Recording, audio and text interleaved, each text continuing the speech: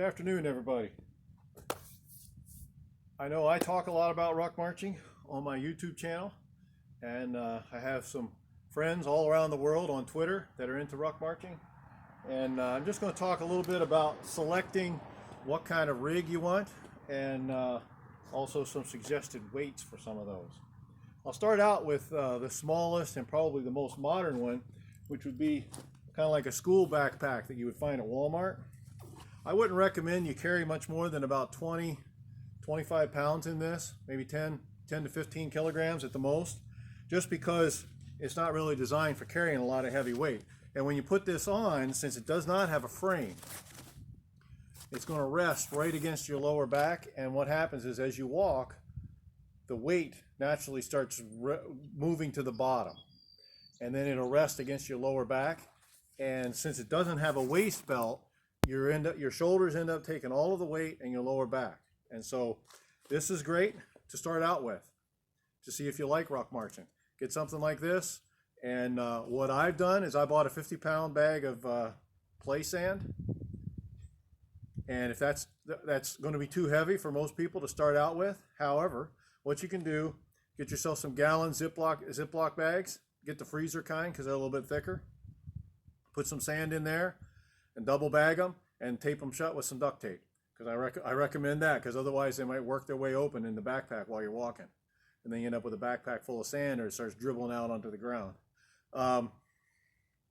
So, you know what? It's not really that important that you know exactly how many pounds you're carrying. Are you carrying a little extra weight on your back while you're walking? That's the point. Second thing we'll look at is another more modern piece of equipment, and that's the vest. Now, I got this at Walmart, and I don't remember exactly how much it cost, but this is 20-pound vest. It's got 10 in the back, 10 in the front. It has these little pockets that have a 1-pound bag of sand that you put in there. And this one fits over your head, and the nice thing about this is it evenly distributes the weight.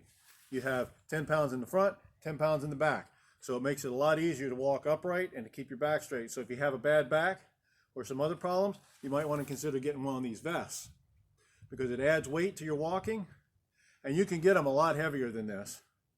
But I know once you get over 20 pounds, you start talking some pretty big bucks to get one of the vests. So that's another option that you have. And then you can also, with this vest, you can wear the vest and then put a backpack on over top of it if you're feeling really gung-ho. Next I have here, this was my father-in-law's Boy Scout backpack. Now this is seriously old school. It's made of canvas. You might be able to pick one up at a military surplus store or a yard sale. And the nice thing about this one, even though it's an older set, it's got a nice frame on it. Nice aluminum frame and a nice pad for to carry the weight against your hips, although it does not have a belt. So the weight, you carry the weight across your lower back on your hips, and then of course the shoulder straps. These shoulder straps are old school, no padding, no sissies are using this one. And this pack, when you fill it up, as you can see, pretty good sized backpack if you fill it up. We'll get into that in a minute with the Alice pack. Now, the rig that I used for quite a number of years since I started rucking is an old military surplus Alice pack. And this is the Alice pack large, I do believe. And I would recommend that if you're getting one of these for rucking, get the medium. Because the large is actually too big. Because if you fill this up with something heavy, like sand or weights or something like that, it would be so heavy you wouldn't be able to carry it.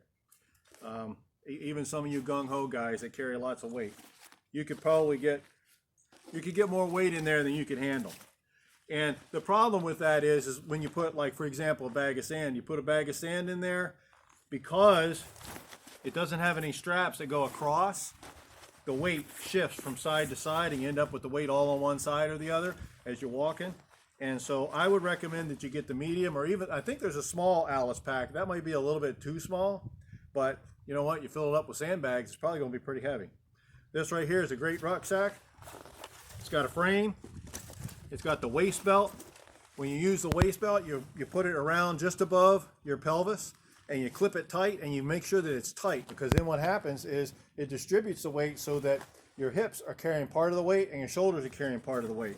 It makes it a lot more comfortable and a lot easier on your lower back. So you want to watch out for that. And this has a nice pad, and it has the belt that allows you to carry to distribute the weight. I had to do some modifications on this one because it was not functional when I first got it, so hence the duct tape.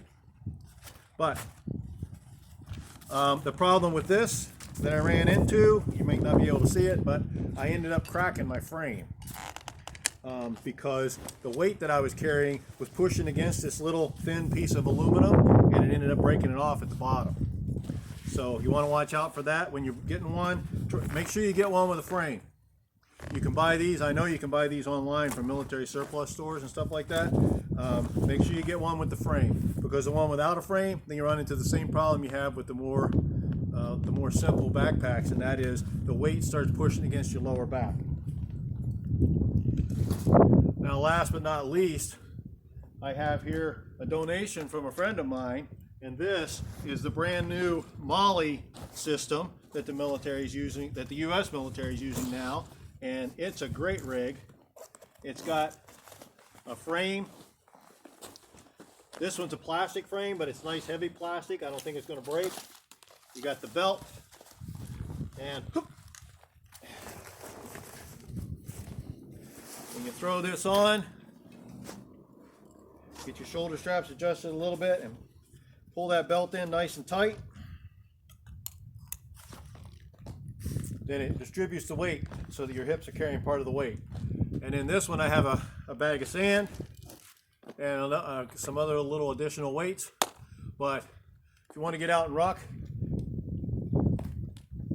my opinion, I think once you get above about 70 or 80 pounds in the backpack, then you're starting to put a lot of stress on your lower back, because it's going to force you to walk like this, hunched over, which was happening with me with my Alice pack before I started using the waist strap, because I wasn't using that, because when I was in the military, only the sissies used waist straps. I found out that the sissies and the people who want to keep their back when they're doing a lot of ruck marching. So anyway, quick synopsis of what I have available, and you can get this stuff online. You can get it at Walmart. The vests, you can find them online.